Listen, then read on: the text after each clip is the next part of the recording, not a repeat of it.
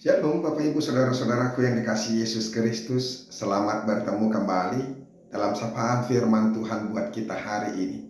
Kita mengawali kembali hidup kita secara khusus di awal pekan ini. Sebelum kita melakukan aktivitas kita semuanya dengan segala kesibukan dan tekanan yang ada di dalamnya, maka mari kita dikuatkan oleh firman terlebih dulu, supaya kita dimampukan untuk menjalani satu hari kehidupan kita dan kita menangkan untuk Tuhan. Amin. Saya berharap semuanya kita dalam keadaan yang sehat dan penuh sukacita. Teruslah mendengarkan firman Tuhan. Firman Tuhan yang menjadi renungan bagi kita hari ini yaitu yang terambil dari Efesus pasal yang kelima ayat yang ke-8. Tetapi sebelum kita mendengarkan firman Tuhan, marilah terlebih dulu kita berdoa. Kasih karunia dan damai sejahtera dari Allah Bapa dan dari anaknya Tuhan Yesus Kristus, itulah yang menyertai hati dan pikiranmu sekalian. Amin. Efesus pasal yang kelima ayat yang ke-8 dikatakan demikian. Memang dahulu kamu adalah kegelapan, tetapi sekarang kamu adalah terang di dalam Tuhan.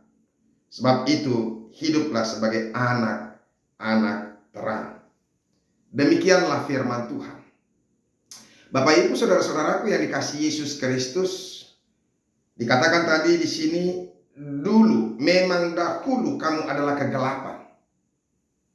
Ada yang pertama yang mau dikatakan di situ yaitu soal dimensi waktu. Dahulu itu menunjukkan waktu yang sudah berlalu, waktu yang lampau, bahkan waktu yang sudah lama.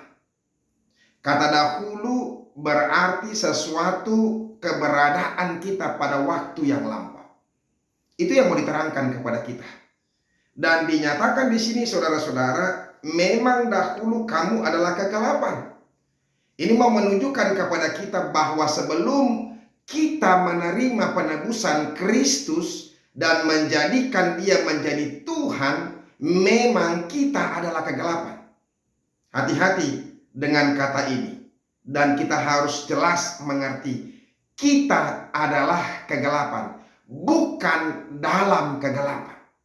Berbeda orang yang tinggal dalam kegelapan dengan kegelapan itu sendiri. Artinya kalau orang yang berada di dalam kegelapan, dia bisa jatuh ke dalam kegelapan. Tetapi kita dulu adalah kegelapan itu sendiri. Artinya ketika kita jatuh ke dalam dosa, ketika manusia Hawa yang pertama itu jatuh ke dalam dosa, maka kita menjadi kegelapan. Hidup kita berada di dalam kegelapan, dan kita sendiri menjadi kegelapan itu.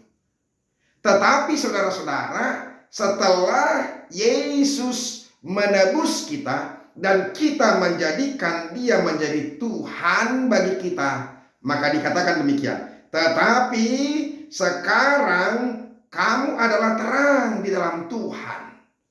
Itu. Jadi sekarang ini, kalau dulu kita adalah kegelapan, berarti kita adalah dosa itu sendiri, sumber dosa itu sendiri, dan menjadi orang-orang yang berdosa. Artinya dosa itu sudah menguasai kehidupan kita.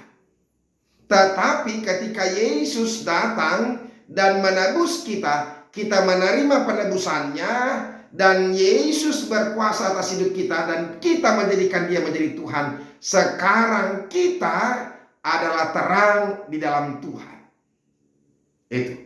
Jadi yang pertama saudara-saudara, ini masalah dimensi waktu dulu.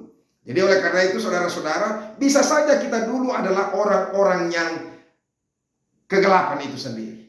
Kita penuh dengan kejahatan, kita terbiasa dengan melakukan kejahatan dan dosa, kita mencuri, berzina, menipu orang, berlaku yang tidak benar, bahkan menyakiti hati orang, itu biasa. Tetapi bagi orang-orang yang sudah ditebus Kristus, sekarang engkau adalah apa? Terang.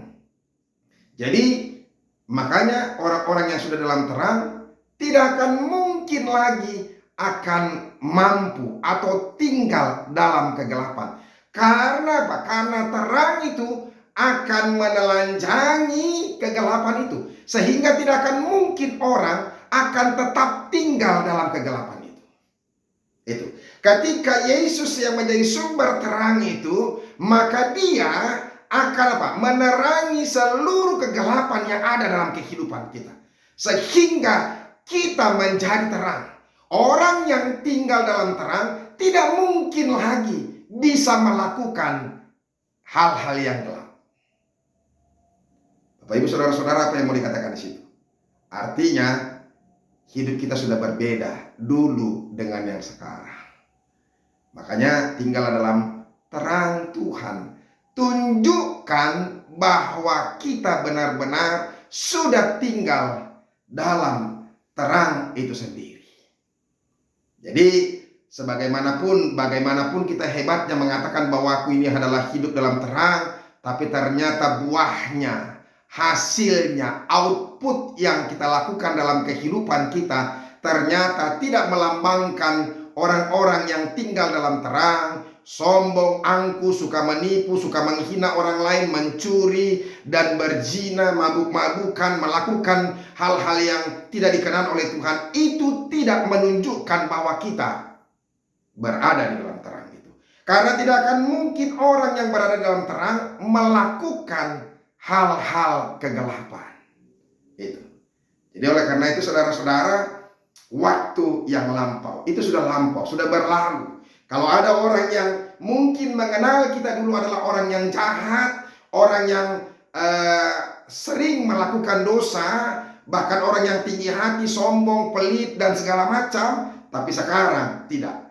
Ini makanya juga saudara-saudara bahwa waktu juga bisa berubah.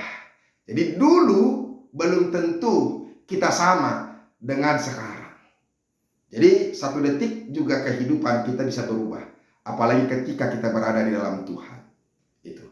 Yang kedua saudara-saudara, melalui firman Tuhan ini mau dikatakan kepada kita bahwa ini soal eksistensi, status, posisi kita. Dulu dan sekarang. Dulu posisi kita di sini. Sekarang posisi kita di sini. Ini mau menunjukkan status kita. Status kita memiliki status yang baru pada saat ini. Sudah diperbaharui oleh Kristus. Makanya tunjukkanlah saudara-saudara apa yang sudah diperbaharui oleh Kristus. Kalau dulu kita penjina, sekarang tidak lagi. Kalau kita dulu suka menipu, sekarang tidak lagi. Kalau dulu kita suka berkelahi dengan orang lain, menyakiti orang lain, sekarang tidak lagi. Makanya ada orang yang mengatakan itu dulu.